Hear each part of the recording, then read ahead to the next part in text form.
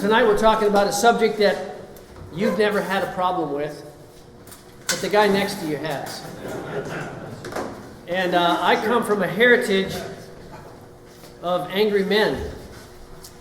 One of my dad's uncles back in the day was so angry with his Model A car that he got the tire iron and beat the headlights off the car. Taught that car a lesson, right? Then he had to repair it.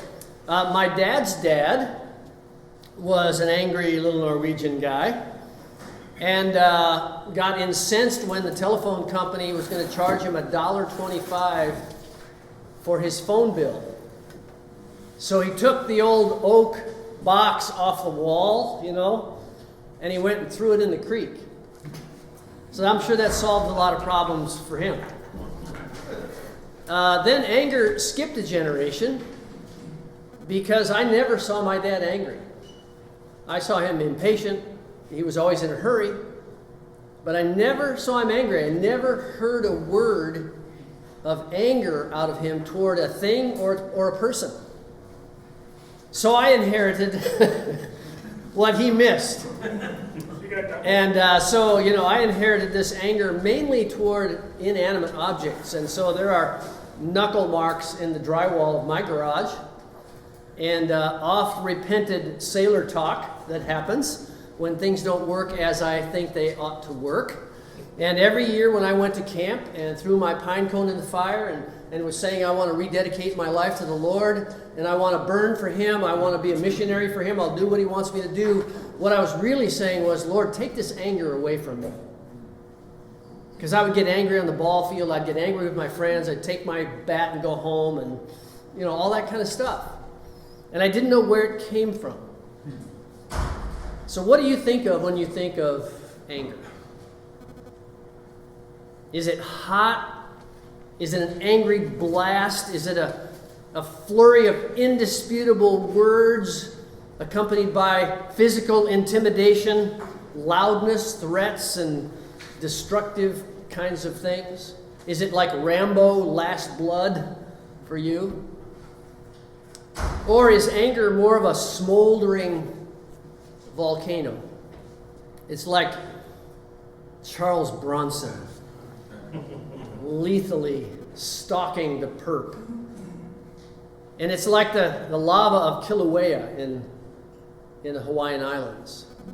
It doesn't erupt, it just flows slowly, 24 hours a day, and it creeps up and it burns everything in its path until everything's uninhabitable. And just the threat that it's there is enough for everybody else to back off. It's more like a boa constrictor. It can happen anytime. Or is your anger cold? It's an icy freeze out. And you let that person slip through a hole in the ice and you watch them float by as they drown under your anger. And you just let them go. So what's your view? What's your experience? What's your expression of anger? Is it hot? Is it smoldering? Is it icy? Or is it somewhere in between at many different temperatures? And who do you think of when you think about an angry man? I want you to think about yourself. I need to think about myself. I am that guy. And anger is one of the most destructive expressions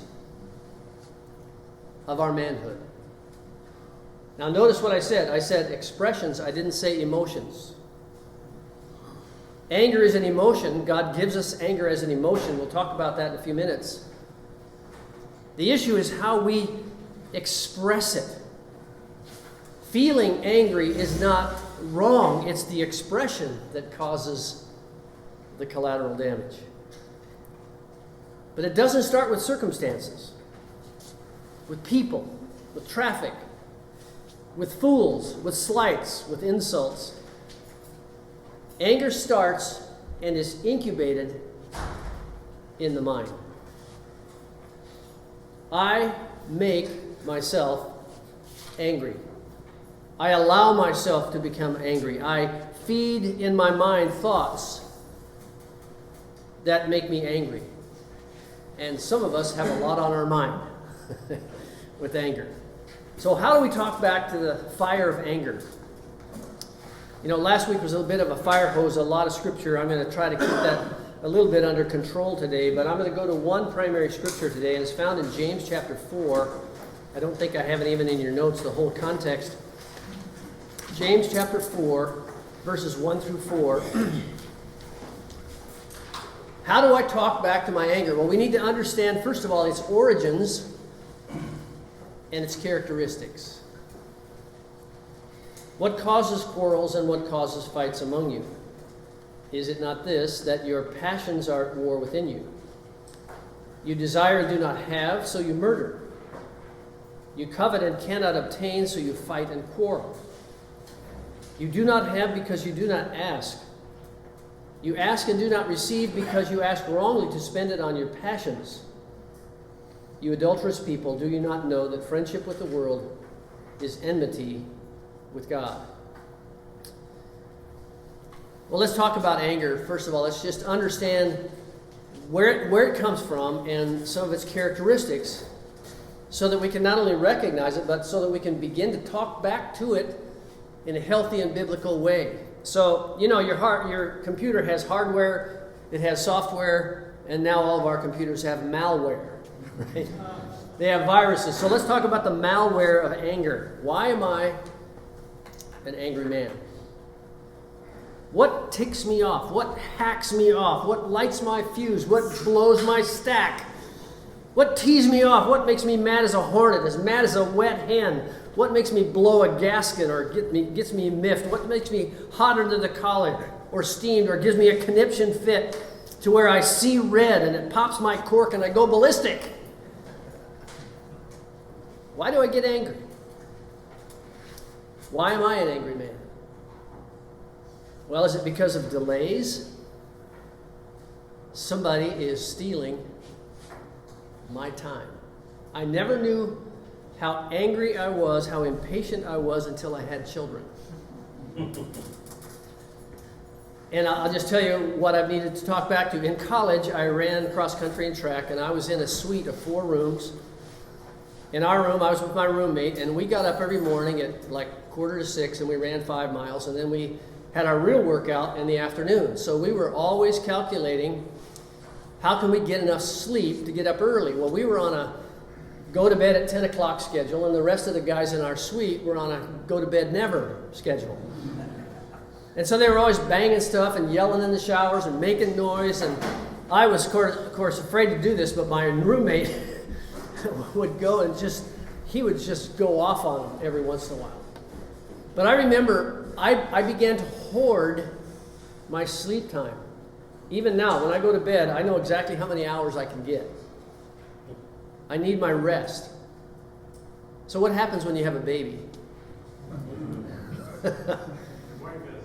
My wife had a baby, yeah. Yeah. My wife had that baby. So you have a baby, and then the baby wakes you up at all times of the night, and it shouldn't be that big a deal, right? Except you're stealing my sleep.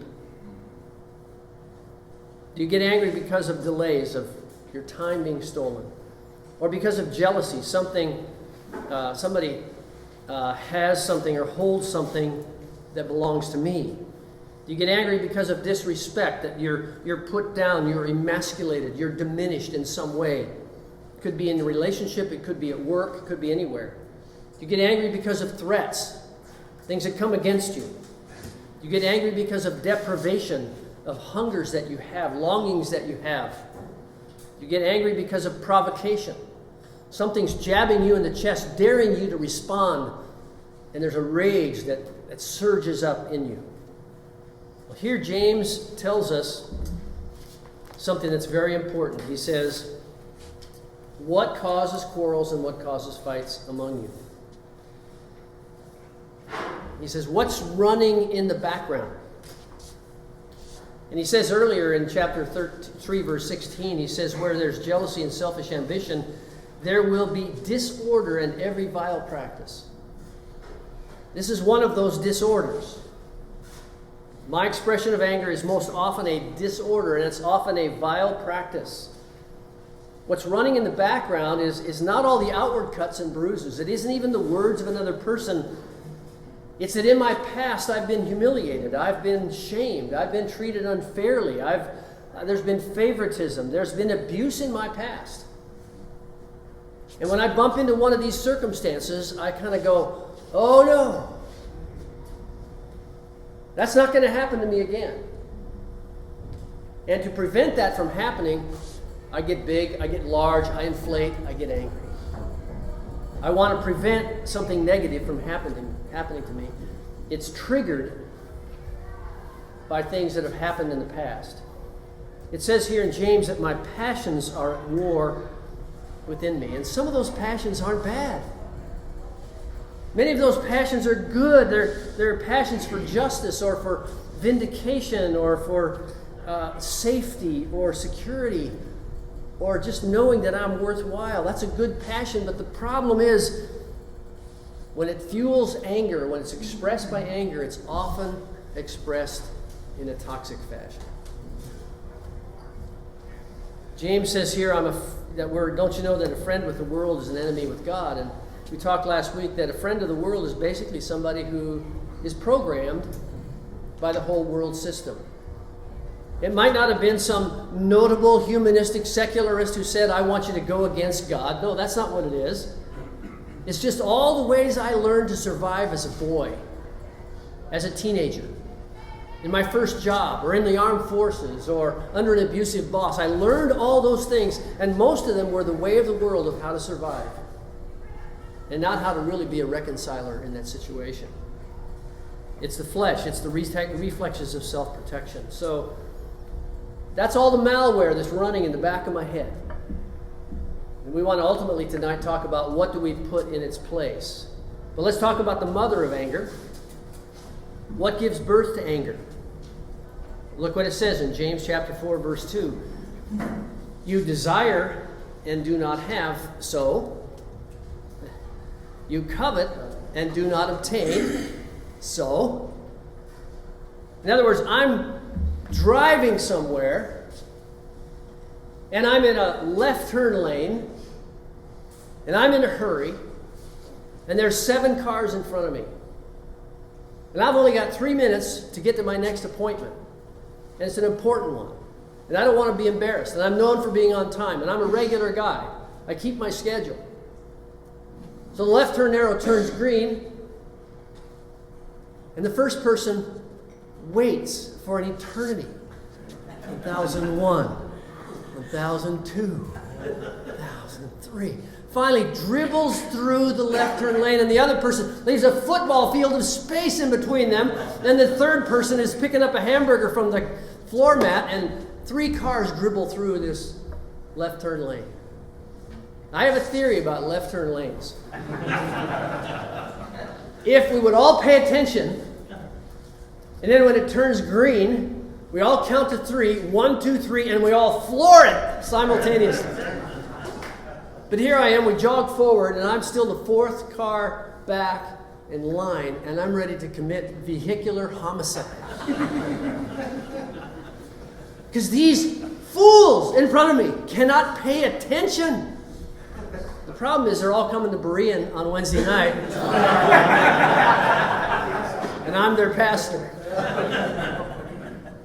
I have been a very angry driver many decades of my life. God cured me of that, by the way, by giving me a church in Denver that I had to go through 38 stoplights.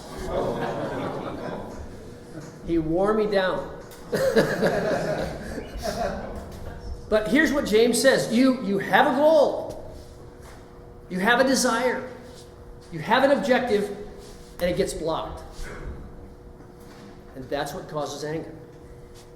Now, if you just realize that, you're halfway to becoming a rational person. That it's not the person who just said that. It might have been very hurtful. It's not the traffic that isn't moving. It's not the job that goes awry. It isn't the team that failed you. It's that I had a goal here, And you seem to be standing in the way of that goal. It says, you desire and do not have, so. You covet and do not obtain, so. So here's the question. What was my goal? And it wasn't just to get into Berean on the left turn lane.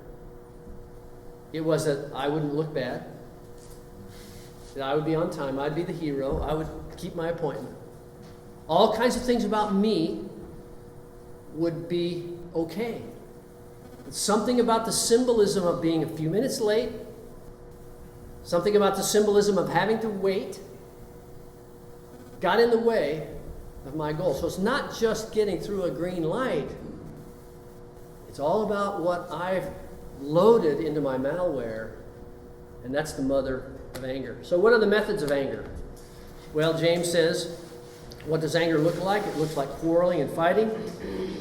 You do not have, you do not ask, you do not receive. How many times have we all regretted and repented of the fact that when I'm angry, even if I don't show it, when I'm angry, it puts me on the throne of planet me.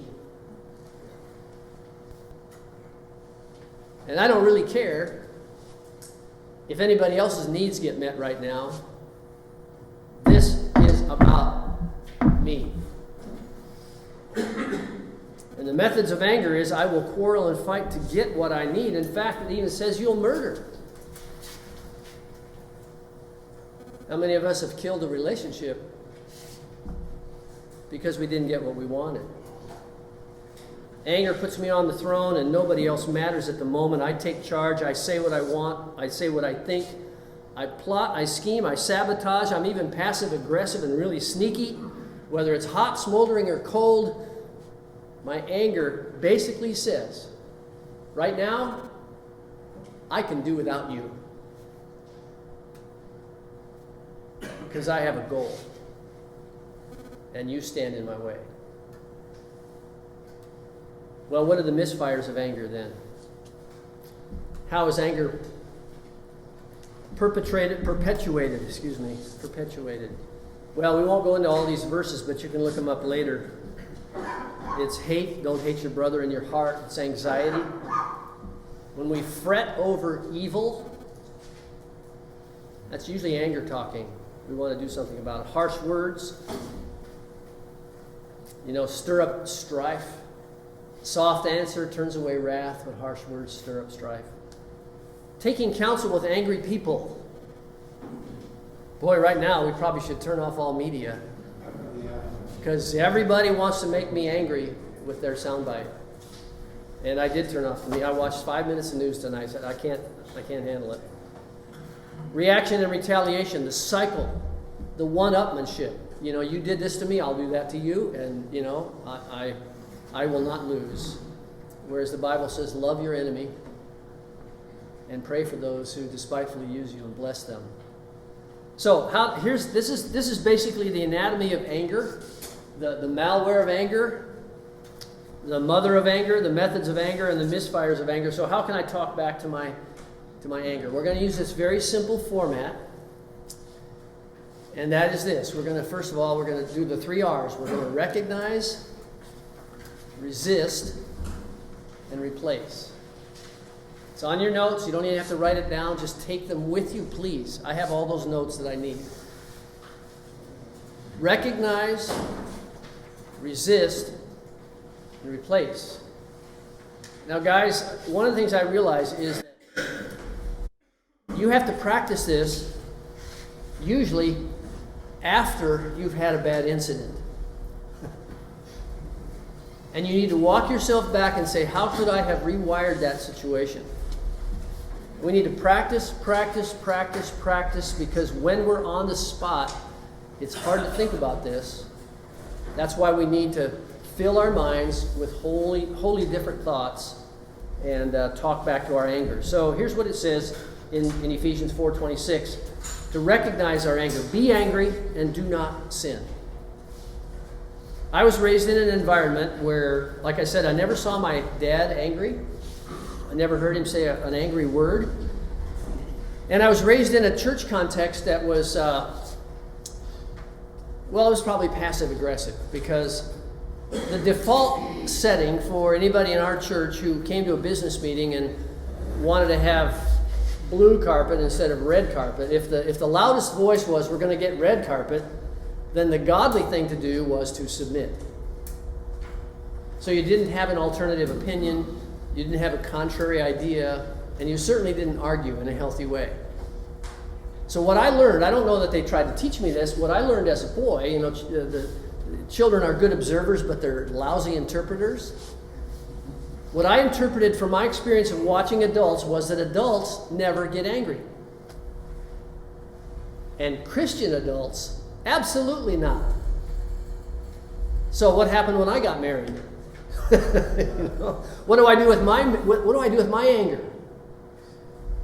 I'm just telling you this story because I need to recognize when the temperature starts to rise. I need to recognize my anger and call it what it is. And it is possible to be angry and not sin. Maybe we should pause and ask the question, why does God give us this powerful emotion of anger? Why doesn't he just lobotomize me when I become a Christian, so that I don't react to these things? Well, God gives us anger, I believe, so that we will rise up against our fear. We'll rise up despite our fear to protect that which is valuable.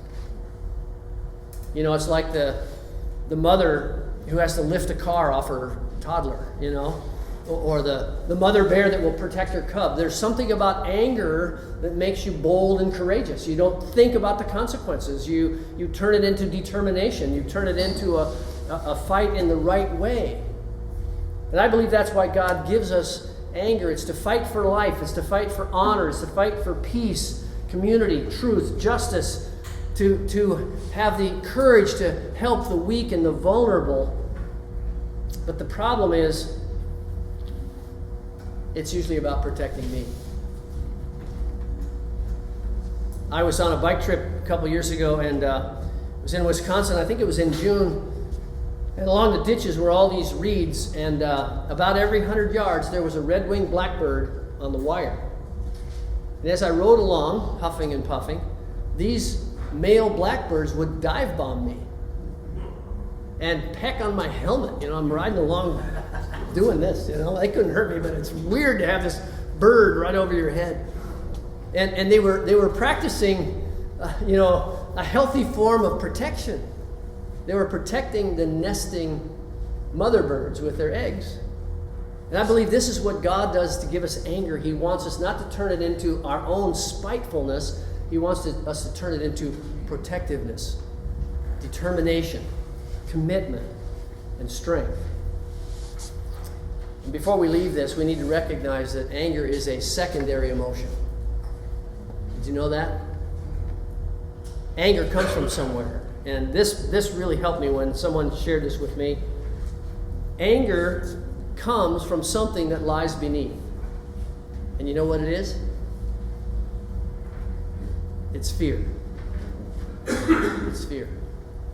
It's fear in all of its ugly cousins. Embarrassment, put down, emasculation, abuse.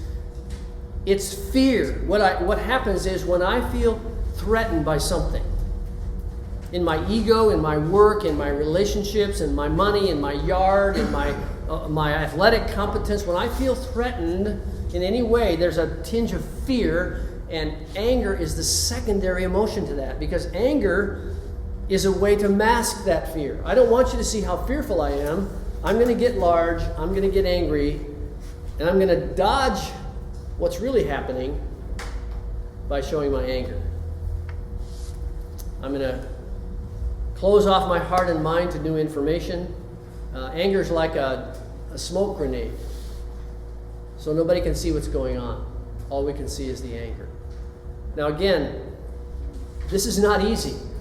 We can all think of times when this has been, has really caused us problems, but we need to recognize that anger is a secondary emotion, that anger is something that can be controlled by the thoughts in our minds, we can significantly change the trajectory of where this is going to go. So that's the second thing, resist. We need to recognize it, first of all, for what it is, and then resist it. Now, what I'm going to talk about here is not a cure. But if I don't learn to resist the impulses of anger, I'll never get to address the real cause of it or the solution to it. Because what happens if I don't exercise some degree of self-control when I get angry? Well, what happens is a hand grenade gets lobbed over the fence and explodes and fills that person with shrapnel. Another hand grenade gets lobbed over the fence and hits me and fills me with shrapnel. And pretty soon we're both in the ER dealing with bloody wounds when what we really wanted to talk about was the schedule. If I don't control my anger, the collateral damage becomes so heinous that literally men forget what their original argument was about. We forget in marriage, what was it that we were originally struggling with? We're bleeding, our legs are broken, we've got these internal wounds, we're concussed, we're bruised because we haven't resisted our reflexes of anger. So here's what James says in chapter 1, verse 19 and 20. Be quick to hear, slow to speak, slow to anger, for the anger of man does not produce the righteousness of God.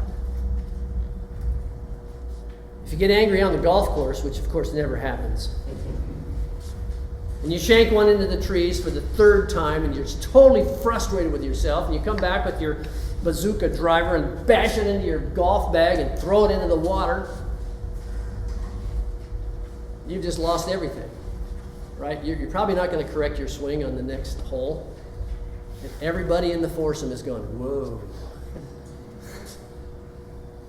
We need to learn that a few moments or methods of self-control can redirect our anger and retain focus. So we need to talk about ways of simply saying, I am angry. So I need to talk with you, but not right now. Can we set a different time? Every couple needs to have this agreement. That when I say I'm angry and I'll talk to you later, that's not withdrawing, that's not hiding, that's not denying.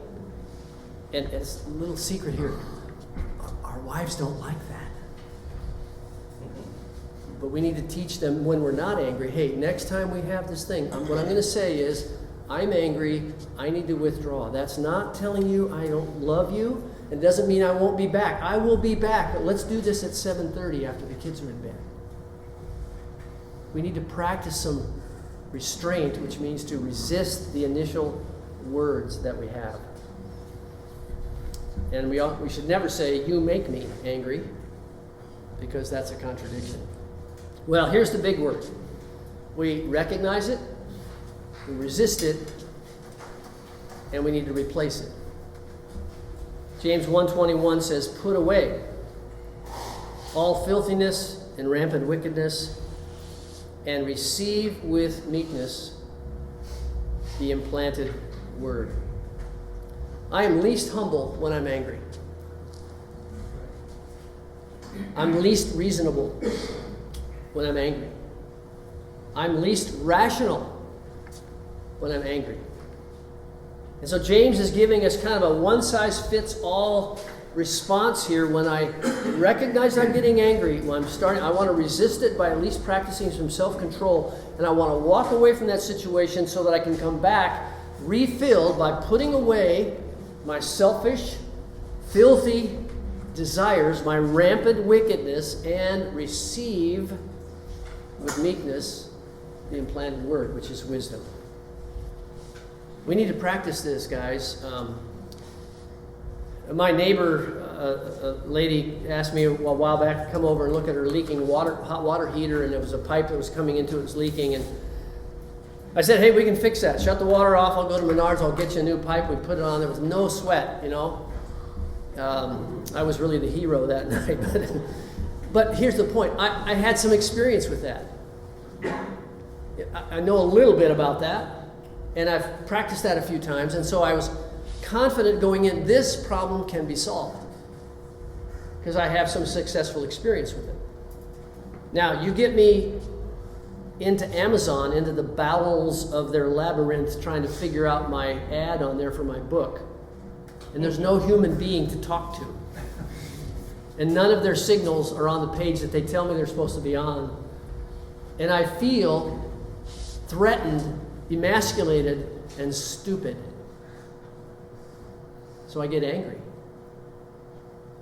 And I need to have a few reps of success in whatever I'm facing so that I learn, this problem, it's a problem, let's name it, but it can be solved. And with God's help, I can do that.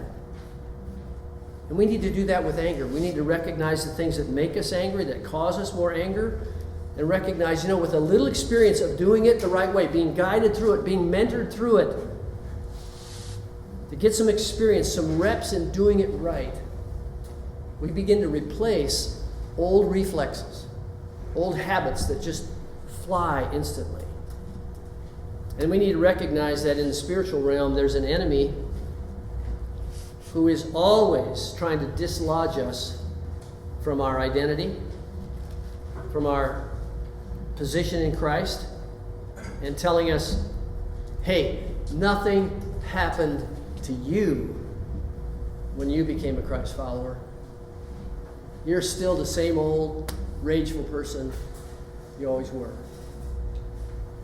And that will be true unless we talk back to our anger. Listen to what it says in Colossians chapter 3. If you then have been raised with Christ, seek the things that are above where Christ is, seated at the right hand of God. Set your minds on things that are above, not on things that are on earth. For you have died and your life is hidden with Christ in God. That's some high-flown theology, but that's also a very practical word. Set your minds. When I'm sitting at the left turn lane, I need to remind myself, I'm called by God to love these people. I have a higher purpose than just getting to my appointment on time. Somebody's watching me, and they're not only watching the way I drive, they're watching the way I navigate, they're watching the way I handle conflict, they're watching the way I respond to criticism, and my Lord is being displayed to them. So I have a higher calling here. I need to set my mind on things that are above. I need to be as good at handling my anger in real life as good hockey players are at handling their anger on the ice. If they flew off the handle every time somebody high-sticked them or cut them off, they'd be thrown out of the game. But they maintain it because they have a higher purpose. Well, 1 Peter 3:9 says, do not repay evil for evil, or reviling for reviling, but on the contrary, bless, for to this you were called, that you may obtain a blessing. Well, we have some questions we want you to talk about. We've covered a lot of ground here, and there's so much more that needs to be taught. But the most important thing is that you are willing to be somewhat vulnerable tonight and talk about some things in your own life. And somebody may learn something from you, and you may learn something from someone else, because the most men learn the best when they hear it from another man's experience. That's why we talk around the tables. So make sure that you don't dominate. Make sure everybody has an opportunity to speak if they want to. Nobody's forced to. And we'll take a few minutes to